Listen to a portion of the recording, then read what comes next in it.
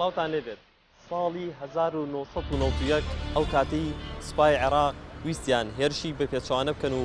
ئێرە بەزێن و بڕۆنە نێو قەزای شەقڵاوەوە بەڵام ئێرە دوا سنووریان بوو ئەم تانکانەش تانکی ئەو سەردەمەن تانکی هێزەکەی سوپای سەدام حوسێنن کە ویستیان بڕۆنە نێو قەزای شەقڵاوەدا بەڵام ئەلەم سنوورەدا ئەو هێزە شکا و نەیانتوانی بڕۆنە نێو قەزای شەقڵاوەدا ئەو کات سەدام حوسێن دەیویست پرۆسی تەحریب دەست پێ بکات وە پێش ئەوەش بە درێژایی مێژوو دەیویست ئەو ناوچانی کە کوردین زمانەکان بگۆڕێت و هاوڵاتی ناوچە عەرەبەکانی عێراق بێنێتە ناوچە کوردیەکانەوە بۆی کە پرۆسی تەحریب دەست پێ بکات بەڵام پرسیارەکە لەوێدایە ئێستا ئەو ڕێژە ئاوارەی زۆرەی کە لە نێو قەزای شەقڵاوەدان پرۆسەیەکی تری تەحریب نییە ئەرێ ئێستا شەقڵاوە کوردیە یان عەرەبیە ئێمە لەم بەرنامەیەدا پرسیار لە هاوڵاتیانەکەی ئەو کات بە تانکی شۆنیان توانی پرۆسی تەحریب لە شەقڵاوە دەست پێ بکەن ئەرێ ئێستا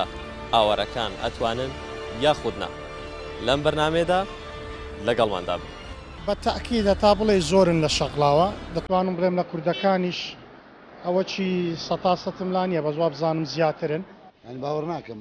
لەوانەیە هەندێک شامێتە بە مەساڵی هەندوش بە تا تەسفیاکەن و دوێگەڕێن وەختیادی بوویتە شەقلوجە شەقلوجە بەڵێ بۆچی مەبەستە ئەو قسەیت وەڵای مەبەستمانەوەیە کوردی دیانەمەوە پرۆسیاسەگەی بە هەموو وڵاتێک ئەگە بتەوێت بچیت لە هەرچی وڵاتێک پرۆسیاسەگەی دەتوانین ببینی و لە وڵاتێک موضوعی داعش لە لای مەغمورەوە بوو یعنی هەستمان کرد تۆزێک گەشت دەبوونەوە یعنی هەستمان بەو ئیشتەی کرد. احنا وياهم ان شاء الله احنا اخوان ما فرق احنا الكراد والعرب كلنا اخوان ان شاء الله ما فرق وبلد واحد وعراق واحد فرق عرب وزور يعني ديك وانا بس عرب دبيني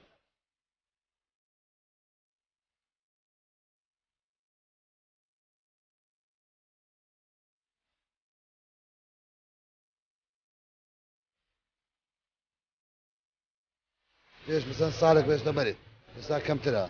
زۆریان چونە دەوروبەری شەقڵاوە زۆریان چونەوە هەولێر دانیشتون ئێستا باش هەر وەکو هاوڵاتیەک من ئەو پرسیارەت لێگەم مەترسی ئەوە ناکرێت کە بۆ نەمونە هاوڵاتیانە لە دوایەوەی کە ناوچەکانیان پاکەکرێتەوە ئامنە بێ نەگەڕێنەوە نەخێر بەوەی ئەمە شارەزایمان لێ پەیدامرا حەزەکەن ئەم شەوڕەنەکە بەیانیش هەسە أنت تشتغل هنا وتشوف الشغلة أوكي حسب داخل شغلة أكثرية الناس اللي مقيمين هنا كردي لو عربي لا عربي عربي أكثر عربي نعم بوویتە شەقلوجە شغلوجة بەڵێ بۆچی مەبەستە ئەو قسەیت وەڵای مەبەستمانەوەیە کوردی دیانەمەوە کورد نابینی ئێستا هەر هاوار کە ئەبوو جاسم 200 نەفەر جواب دەداتەوە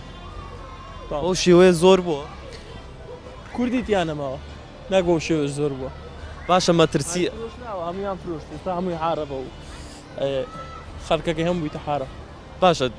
گومان یاخود دوو نەفەر بە شەڕات بن لە هەولێر گوت بێگەر پیاوی وەرە شەقراوەی تەواو مەقسەدی چییە باشە مەترسی ئەوە ناکرێت ئەم هاوڵاتی عەرەبانی کە ئێستا ئاوارە بنەوێرە نەگەڕێنەوە یاخود لێرە نیشتە جێ بن وڵی ناگەڕنەوە ژیانیان لێرە ئەمانە و هەر باوکو برای ئێمەوە چی پارێزگاری لەوانە دەکە و کوڕەکانی وانەش داحشە و لە چیمە دەکوژ هەرەوە نییە تا سپاس خەڵکی شوێی عربي عربي اي نعم أهل وين انبار أنبار شو تشتغل هنا اي نعم أسألك سؤال إذا صار مناطقكم آمنة راح ترجع لو تبقى هنا لا نرجع ان شاء الله ترجع ان شاء الله ليش هنا مو أحسن والله كل من هنا احسن بس كل من منطقته يعني يرجع زين سؤال لا حسب الشغلاوة اوكي بالقزمان شغلاوة أكثريتهم كردي لو عربي بس حاليا اغلبيه عربي أغلبية اي نعم شكرا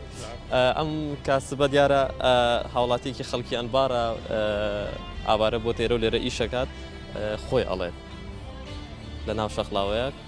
هاوڵاتیانی عەرەب زیاترن لە هاوڵاتیانی کورد بەڵێ ئەرێ وەڵا زۆر زیاتریشە سێ بەشی عەرەب ئەگەر بێم ئێستا ئەنی ئێستا شەقڵاوە کوردیان عەرەبیە بەخوای بوویتە عەرەبی شانازیشیان پێواکەین ئێوە شانازیان بەڵێ ئیسفادەشیان هەیە لۆ شەقڵاوەی زۆر ساتیش نیست مشکلەشیان نییە باشە ئەی مەترسی ئەوە ناکرێت ئەمە هاوڵاتیانە هەر نەگەڕێنەوە مەترسی وەکوچی ینی مەترسی چی بگەڕێنەوە نەگەڕێنەوە نەگەڕێنەوە و پەیوەندی بە حکوومەتی هەیە پەیوەندی بە وڵاتیوە نییە پەیوەندی بە چێ وەکو هاوڵاتیەک ڕاتچیە واللهی ڕام چییە واللهی بەنسبەت شەقلاوەی زۆر چاکن ئیسفادەشیان هەیە لەو خەڵکی شەقلاوەی شوقە هەیە بەکرێداتۆ تکانەکانی بازاڕی سەرەزاتە لە هەموو شتێکی تەکسی هەموو ئیسفادەی شتیان هەیە هەمان ڕای هاوڕێگەت هەیە بەڵێ پێت وایە ینی باشە لێرە بمێنەوە بەخوای باشترە ئەگەر وڵاتیان لێرە بنەوە باشترە بەخوای باشترە بازار لە بە قەیرانەکەی ئێستا زۆر باشترە ئەگەر قەیران نەما و وەزع باش بوو ئەوە شتێکی دیە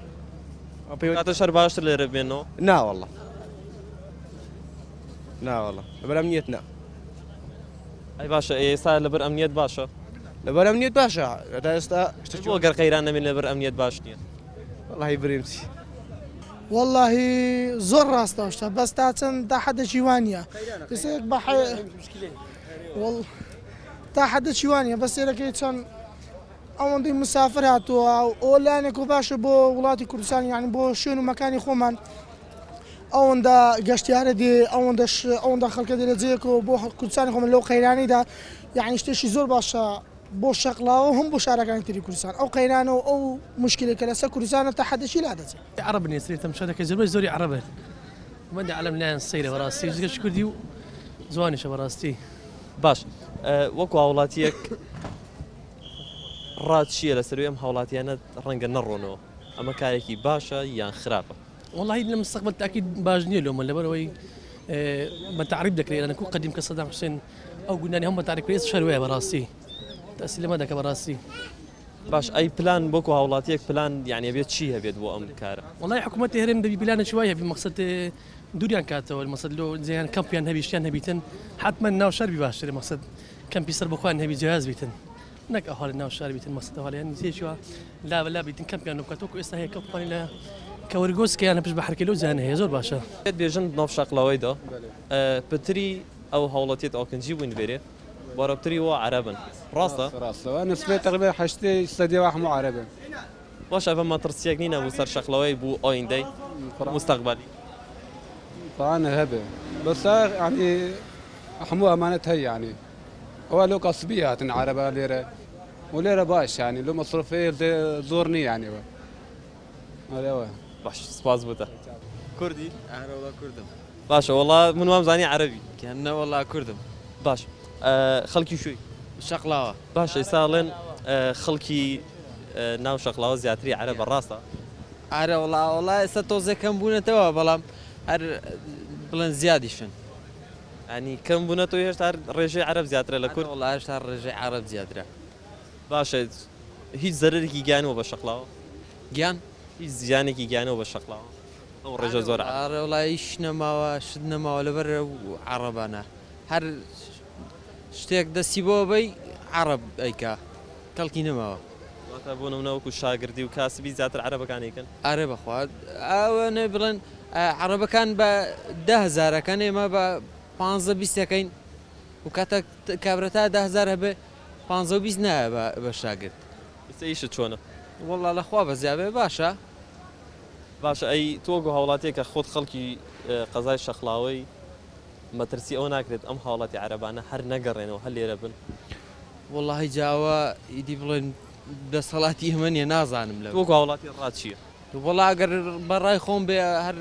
ئەوەنە زوو بگەڕێنەوە بۆ ئێمە باشترە ئیشە بێتەوە شتە بێتەوە هەر هاتنە کوردستان بەعام هەر هەموو شتێکیان تێگە سپاس دەکەم هەر خۆت نیشتەجێ کوێت شەقلاوە ئەوڵ بەرێ نیشتەجێ کوێت شەقلاوە باشارێ ئێستا زیاتری هاوڵاتیانی ناو شەقلاوە کوردن یا عەرەبن زیاتر والله عەرەبی گوتی نووسە بنووس ینی لێمان تێک چووە تقریبا هەر وا دەکە ینی نیوەی خەرشی شەقلاوە نیوەی زیاتر عەرەبە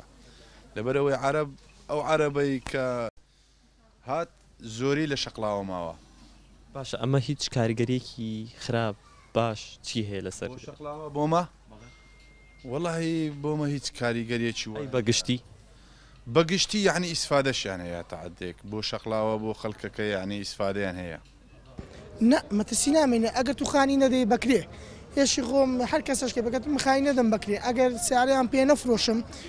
دایاندەمە بەیجار وەکالەت یەکەم بۆکەم سنیان بەناو ناکەم خانیان تاپۆ بەناو ناکەم ناتوانین لێرە جاو پرۆسەیەکرێن ئەوە بێ حکوومەت بەردەوام بێ لەسەرەوە نەک من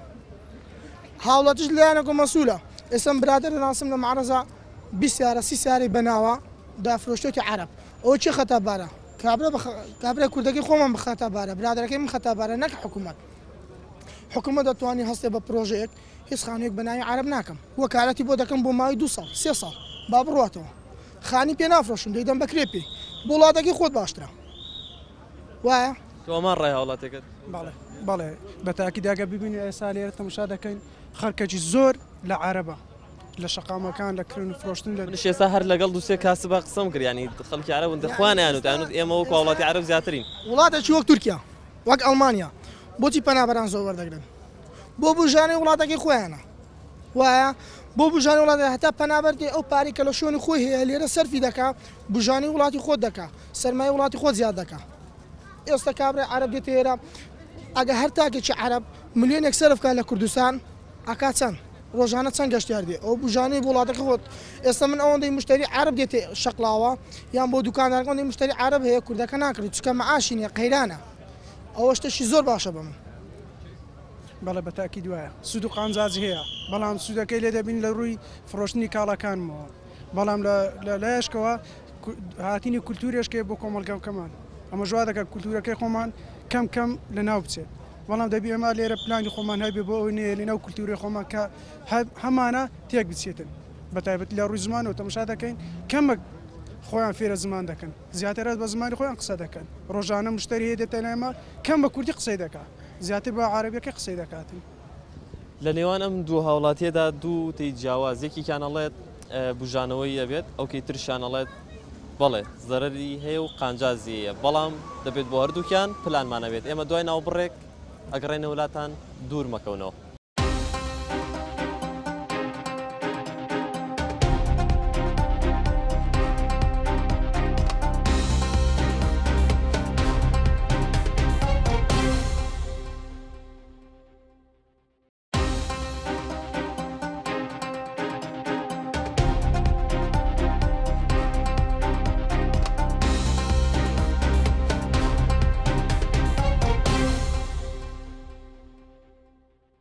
سڵاوتان لەبێت لە دوای ناوبڕەکەەوە لە قەزای شەقلاوە ئێمە لەگەڵتانین بزانین ڕێی هاوڵاتیان چیە سڵاوتان لێبێت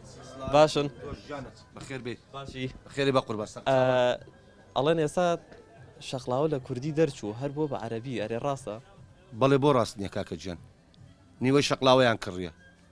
ئەو دێهاتانەی شەقلاوی هەموو ئەوان کڕیتیان ئەو دوکاندارانە هەموو ئەوان دەستیا بە سەداگرتیە ئێمەی فەقیر بێ بەو بێ بوچەیە چی بکەیت ڕاستە دەڵێن ئەوکو قسێکی تەنس ئامێز وایە دەڵێن کوردێک و عەرەبێک ئەبێ بە دەمەقاڵیان عەرەبەکاڵێ با بڕین بۆ شەقلاوە بەخوا لە شەقلاوە ڕووی نەدایەوە وا بزانم نوکتەیە نازانچیە لە هەولێر ڕوویدا بوو گوت بێگەر ئازای دێ شەقلاوەی نا لێرە باشە احترامی خۆیان گرتووە باش بەڵام جگەلەوە وەکو ئەو مەترسیەک نییە بۆ نمونە ئەمان وەکو تعریبێک هەر نەگەڕێنەوە بەخوا زۆر ئێمەش لەوەی ئەترسین یعنی سبەینێ ئەو لێرە ملک و مالی بکڕن ئەمەش لەوەیە ترسین وەکو تعریبێک لێبێ بەڕاستی ترسی هەرە گەورەمان ئەوەیە سبەینێ تعریب ماکەنەوە وەکو کەرکووک وەکو لای مەخبور لێمان ببنە کێشە سبەین انتیخاباتێک بکرێ هەر ئەوان دەربچن ئێمە لە پەرلەمانش دەرەکەن ئەوە باشت پێ برێ ئەمەش ترسی زۆرمان لەو شتەی هەیە یعنی کوردستانەکەمان بەدەستی خۆمان بە ناوی وڵاتیە ئینسانیەت و مرۆڤایەتی ئەوەمان هینایت ئێرە هەر ئەوانە بوو ئێمەیان چیمیا باران و ئەنفال کرد تێگەیشتی برام هەر ئەوانە بوو ئێمەیان چیمیا باران و ئەنفال و دەربەدەر و گون سووتان و هەر ئەوانە بوون ئێستاش ئێمە وەکو برا على ئەساس وەکو ئینسانیەت وەرمان گرتینە کارێکی خراپی نابێت خێر وەڵی هەتا ئێستا هیچمان لە ئایندە ئەمە بەستم لە ئایندە خۆمان ئەمە عفو کاتێک کە وەزعی کوردستانە لەبار بوو مەوزوعی داعش لە لای مەغمورەوە بوو ینی هەستمان کرد تۆزێک گەشت دەبوونەوە ینی هەستمان بەو ئیشتەی کرد بەرام دوای ئەوە ئیشتی هیچ کەمان نەدیتە کێشیان نەبووە. السلام عليكم. عليكم السلام. عربي؟ عربي. وين تقيم؟ بصرة. بصرة، وأنت هنا لو هم تعيش بالبصرة؟ جاي يعني للسياحة؟ للسياحة طبعا. زين، أكثرية الناس اللي شفتها بالشقلاوة أكثريتهم عربي لو كردي؟ لا كله عربي، الأغلبية عربي هسه اللي التقينا بهم أغلب للسياحة، أغلب العالم جاي. ئەو وڵاتیەکە ئاوارە نییە گەشتیارە لە شاری بەسڕەوە و دیارە باردۆخی ناو شاری بەسڕە ئارامە، بەڵام ئەڵێت بۆ تێپەڕبوونی خۆماکاتوم زۆرینیان کە بینیمە هاوڵاتی عەرەبین. زۆر سپاس بۆیەوە. زۆرینی هاوڵاتەکان کە بینیت عەرەب بوونیان کورد؟ بەخوای عەرەب زیاترە. عەرەب زیاترە. باش، ئەمە چی کاریگەریەکیە، بە خراپ یان باش؟ بەخوای کاریگەریەکەی بڵێن بە خراپ هاوڵاتی خۆمان کەمتر دێنە شەقلاوەی، عەرەب زیاتر دێن لەبەرەوەی وەزعی ناوان ئابووریان باش نییە، لەبەرەوەی نەخۆی هیچ مشکلەی نییە. لە ئایندەیە هیچ کاریگەرێکی خراپی نابێت؟ نەخێر. منە هاوڵاتێکی دەگەر هەڵبژاردن بکرێت دەنگی عەرەب زیاترە بێت لە شەقلاوە. بەخوای احتمالە زیاتر بی، بەس بەو حەدەی نا. عرب مو كرد. اي وين؟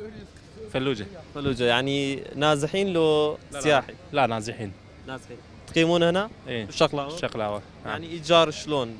والله الايجار غالي هنا بشقلاوة. ايش قد؟ يعني 800,000. زين اللي عاد ليش تقيمون هنا؟ ليش ما تروحون مكان ارخص؟ مو احنا استقرينا يعني احنا جماعتنا اصدقائنا كلها هنا. عندنا طلب لو احنا كموظفين قريبين على دوائرنا هنا المواقع البديله فصار هذا يعني اللي موظفين يعني تداومون بس مواقع بديله؟ والله مواقع بديله هنا باربيل وهنا عندنا طلاب صاروا مدارسهم فصارت عمليه النقل يعني اسلوبها يعني صعب شويه وانتهت السنه فتنتهي السنه على السنه الله اعلم تجي ما نظل بشغلها لان بيغلى يعني حقيقه. سمعنا انه اكو قرار يعني من الحكومه هنا باربيل انه تنزيل الايجارات يعني 30%. نعم صحيح. فقط في اربيل وشقلاوه متابعه؟ لا كلها. هنا ما حتطبق يعني ابد. يعني ما بين عوائل العربيه اللي جايين هنا وعوائل كرديه صارت يعني زواج اي صارت علاقات عائليه، ناس تزوجهم كرديات واكو كراد تزوجهم عربيات وتآلف صار تآخي قوي كلش. احنا وياهم ان شاء الله احنا اخوان ماكو فرق. احنا الكراد والعرب كنا اخوان ان شاء الله ماكو فرق وبلد واحد وعراق واحد. ونشكر الحكومه الكردستان من برلمانها الى قياداتها الى الكل واشكر الشاي السينانه على احترام وتقديرهم لنا زايد ويساعدونا. ونشكر الشرطه المحليه والاخوان المرور انهم يقصرون ويانا والله يحفظكم ان شاء الله يحفظ الجميع بجاه رب العالمين. شكرا لك. هلا وعمي. ام هاوڵاتی عەرەبە کە ئاوارەیە ئەڵێت لە نێوان کورد و عەرەبدا لە شەقلاوە پرۆسیا و سەرگیری زۆر کراوە، پەیوەندیەکی ئایلی زۆر کراوە، سوپاسی نارد بۆ پەرلەمان، بۆ سەرۆکایەتی، بۆ پۆلیس، بۆ ئاسایش، بۆ هاوڵاتیەکانیش. لەگەڵتان بەردەوامە بین. پڕ عەرەب بووە زۆر یعنی دێگوانە بەس عەرەب دەبینی. ئەی کورد؟ زۆر کەمە. تازە برادێک ئێمە دیت کورد و وتی ئێوەش کوردن یعنی بەو معنەیە. وەکو کە لە شارێکی غەریبی. ئەجۆم زانگ گوتم لەوانێکوانە بوتە بەغدایە بەسڕایە. پێی سیر بوو کە بە کوردی قسەمانە کرد لەگەڵمان ڕاوەستا. سەدام و چاک و چۆن ئێوە کوردن بەڵێ کوردین گوت. ڕێژەی کورد بەڕاستی کەمە لە ناو بازار شتووە زۆری عارەبە گەشتیار شتووە عارب زۆر ڕێتێگە. یعنی کورد ئەگەر بێتن بەس دەبۆ سەیراندی لە بۆ گەشت ئەوەی کە لێکوان دانیشتوانەکە زیاتر عەرەبە. ئێشتا شەقلاوە بۆتە شارێکی عەرەبی؟ شەقلوجەوە تەواو شەقلوجەیە. باشە. لە فێسبوک چێکین دەکەم دونووسی شەقلوجە شەقلاوە. باشە ئەمە مەترسیەوەی لەسەر نییە بۆ نمونە وەکو پرۆسێکی تری تعریبێکی نوێ بێت لەسەر شەقلاوە؟ وڵی یعنی لەوانەیە بەس بۆ باوەڕدانی مەچکە کورد زیاتر لەو مۆتقە لە ڕووی ئیداری و لە ڕووی ئەمنیەوە باڵادەستە بەس ئەگەر دوو بێ بەم ڕووی زەمان لەوانێت ئەسیری هەبیتن ینی دوای بە شێوەیەک بەس بەوە شێوەی بەڕێژە نەبڕێژە تا 30 لەوانەیە بیگرتەوە. تەسەوری ئەو شتێ ناکەین چکە شارت نییە ناو داخلی شەقلاوە ڕێژی بەڵام دەوروبەرەکەی کە سێرێکە نەمووی کورد. باش سەرچاوم خەڵێزت هەیە والله خەڵکی یاکرم. ئاکرێ کرمانجیت گەلتە بۆ ئەن سۆرانی؟ والله کرمانجی چێترە. باشە نوکات بێژن شەقلاوەی بە باژەرێکی عەرەبی ئەرێ ڕاستە؟ بە وەرگای مشاکل لە نەباس عەرەب تنێنە کوردن عەرەب باس بڕە بدرێ عەرەبن. باشە بۆچی وە لێوەتیە؟ خودم وتزانم بۆ عەرەب غير جنوب يوت انه حش جيد خوش كانوا ما ترسينا السر في دفري؟ نا بورجاي ما ترسينينا نشڕێ ئەمنی بە شڕێ تعریبی بە خودێ چ بێژم حتى ڕۆدەکی ڕایۆمەوە حتى ڕۆدەکی یعنی وەکی نمونەکی هەکەر چەند ساڵت بێتن انتی خۆباتێک بێتینکردن ئەو بژۆرنێک بێتینکردن دەنگی عرب بۆ پتر نابێت بۆ وەرگەی دێ شتێکی هۆسەیە دەبیتم بۆ عرب دێ پتر بم بۆ عرب پترێ لێرە ئەمە شتێکی باشە ئەوان خڕۆبە خودێ بوومە کوردۆ بچە خڕۆبە ڕاستی ڕایەتەوەکی کوردێک وەکی هاوڵاتیەک ئاکرێت چ بێتەکردن باش خودێ چ بێژم ئەت بێژم ئەوە بدۆ باش کرد بۆنە سەرەمی جۆ چێتر بۆ شێک جەبوونە ڕایۆمەوە بەڵێ وڵا قسەکەی ڕاستە بەڕاستی کە سەردانی شەقلاوە بکەی سیمایەکی بەعرەبوونی پێوە دیارە وەکو ینی ئەگە سیر بکەی کوردستان بەشێک بۆ ینی لە هەر پاتایەکی فراوانی هەیە خاچ کوردستان بەڵام ئەوەندەی ینی عەرەبی تێدا دەژی باوەڕ ناکەم کوردی ینی بتوانێت سەردانی ئێرکوانە بکاو بێتە بۆ شەقلاوە شەقل و زەوج ناوێکی گونجاو بۆ ئێرکوانە کاریگەریەکانی چین طبعا کاریگەریەکان ئەوە یەکێک لەو کاریگەریان ئەوانەیە کەلتور ینی کەلتوری بێگانە زاڵ دەبێت بەسەر کەلتوری ینی کوردایەتی و خۆمان لەبەرەوەی ئێرکوانە یەک بێکاری زیاد دەبێت بۆ لەو وەزعی ینی دواتریش ینی بەڕاستی ژیان لێرکوانە سەخت بووە بە تایبەتی ئەوانە ئێرکوانە وەرەگە سیر بکەی ئەوەندەی عەرەبی دەبینی لێرکوانە و دەژی کوردێک ناتوانانی لە شقەیەک لێکوانە خورفەیەک بەکرێ بگری شتێک بگری عەرەبەکە پارەی هەیە بەڵام کوردەکە نەبوونە ناتوانانی سەردانی ئێرکوانە بکا و ئەوەی بکە ئەو هاوڵاتی عەرەبانی کە ڕویان لە قەزای شەقلاوە کردووە زۆرینەیان دەڵێن ماوەی 3 ساڵە ئێمە لێرین بۆیە ڕاهاتوون لەگەڵ ئەم کەش و هەوا ساردی ئێرەدا ئەگەر ئێستا بگەڕێنەوە بۆ ناوچەکانی خوان لە باغ عێراق گەرمە و ڕەنگە بەرگەی نەگرن بۆیە پێچێت لێرە بمێنەوە بەشێک لە وڵاتیانی کوردیش ئەڵێن زۆر باشە چونکە پارەیان پێ و سەرفیەکەن بەشێکی تر شەڵێت نەخێر خراپە کاریگەری بێت بۆ ئایندا لە ڕووی دیموگرافی کللتور سیاست شەقلاوە تەنها نمونەیەکە و نمونەی تریش لە دەوروبەری پارێزگاکانی تری هەرێمی کوردستان زۆرن بەم شێوەی شەقلاوە هەر هاوڵاتیەکی کوردیش باس لە شەپۆلی هاتنی هاوڵاتیە عەرەبی پێوکەی بۆ ناوچە کوردەکان بیری مەخمور و کەرکووک و خانەقین و ئەو ناوچانی بیردێتەوە تا بەرنامێکی تر بەخواتان ئەسپێرم خواتان لەگەڵ